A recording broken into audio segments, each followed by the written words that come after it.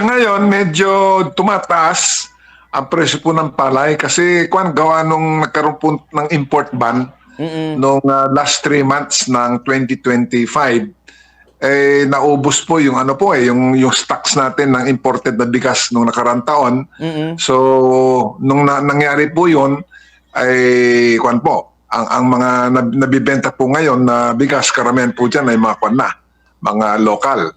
So tapos yung pong anihan natin ay mag-umpisa pa po yan sa bandang mga kung hindi po katapusan ng February, sa pa po mag-March mag-umpisa yan. So pataas po ngayon ang takbo po ng presyo ng palay. Yun nga lang po ay meron din isa pong sitwasyon ngayon na natapos na po kasi yung import ban, di ba, noong Yes, December yes. 31. So paumpisa na naman yung pag-aangkat po ng bigas mula sa ibang bansa. So kumbaga Nakatiming. nasa gitna po ngayon ang ating mga magsasaka na sitwasyon na yan. Pataas po sa ngayon ang presyo po ng palay. Ngunit pag dating po ng mga imported na naman na bigas, baka na naman po babagsak ang presyo ng palay. Opo. So yan po ang sitwasyon ngayon. Medyo may ginhawa ngayon pero meron din po silang pag-aalinlangan sa mga darating po na buwan. Opo. But ganun po, Sir Leonardo, ang nangyayari po, no, nakapag-anihan na, dito naman po nag-aangkat ang ating gobyerno ng palay. Di yung parang, sabi po natin, kapag tapos ng anihan, or kaya po ay kapag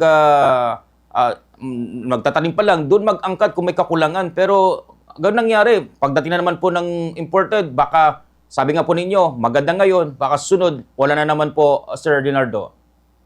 Tama po kayo, no? At saka, bagamat naman, talagang kulang pa rin ang ating overall na local supply kung titingnan natin ang buong taon.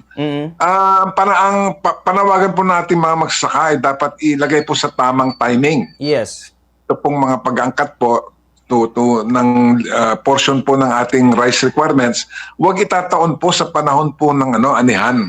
Kasi that's the time na medyo bawi po yung ating farmer kung sila po kikita po ng maganda-ganda pagdating po ng kanilang ani. At kaya lang, pag sinabayan po yan ng importasyon, imbis na magkaroon po ng medyo maganda-ganda na presyo ng palay, talagang babagsak po yan. So I hope that sila Secretary Cho Laurel ng Department of Agriculture ay magiging mas mabisa po yung kanilang mga plano na ita-timing po yung pag-angkat, if ever, sa Yes. panahon po ng hindi pa po anihan. At saka, ilimita lamang po sana yung kantidad na angkatin doon sa actual nating pangailangan. Sir, lagi pong narinig po natin sa mga administrasyon na magkakaroon po tayo ng magiging self-sufficient na po ang ating pong bansa. Pag-usapan po ang rice na kakayanin po ba ito ng ating pong bansa na maging rice sufficient po para po sa atin? Or kasi noong nakaraang taon, kung ako nagkakamali, number 1 importer po tayo ng bigas sa buong mundo, na talaga sa buong mundo pa po. Ang ating pong bansa ay isang agricultural country po, Sir Leonardo. Sa tingin po ninyo, bilang chairman po ng Federation of Free Farmers, kaya po bang ma-achieve po ang nasabi pong pagiging self-sufficient po natin ng bigas sa ating pong bansa sa darating po na taon po, sir?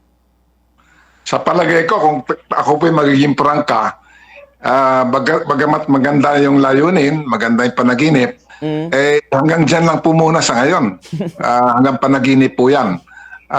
Until matapos po yung termino ng ating Pangulo, ay hopefully, pagka nadamihan po itong mga rice processing centers, at na magamit po itong pinalaking budget ng Department of Agriculture para lalo pong lumakas ang ating rice productivity efforts, hindi po mangyayari ang rice self-sufficiency. In fact, ang sitwasyon natin ngayon kasi, over the past 3 years, rice talagang binibigyan po ng support ng ating pamahalaan. And yet, malungkot ako na ang ating pong produksyon sa isang taon, nung nakaraan 2025, mas maliit pa kaysa po yung pinakamalaki po nating recorded harvest noong Yes.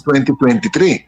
So magtataka tayo, bakit hindi po pumapantay ang paglago ng ating rice industry, at least man lamang sa paglaki po ng ating populasyon. Bagamat malaki-laki ang kwan po, ang iniukol po na budget na ating gobyerno sa rice sector. So malaki pa po ang dapat, marami po dapat nating gawin, yung po in terms of pong budget support. And dapat po sabayan po yan ng mga kwan po, yung mga post-harvest machinery, and of course yung ating po patakaran sa pag-aangkat. Dapat po is, ito po pag-angkat natin po ay dapat calibrated po yan para imbis na po na mapahamak ating partner, Yes. ay hindi po sila malalagay sa alanganin.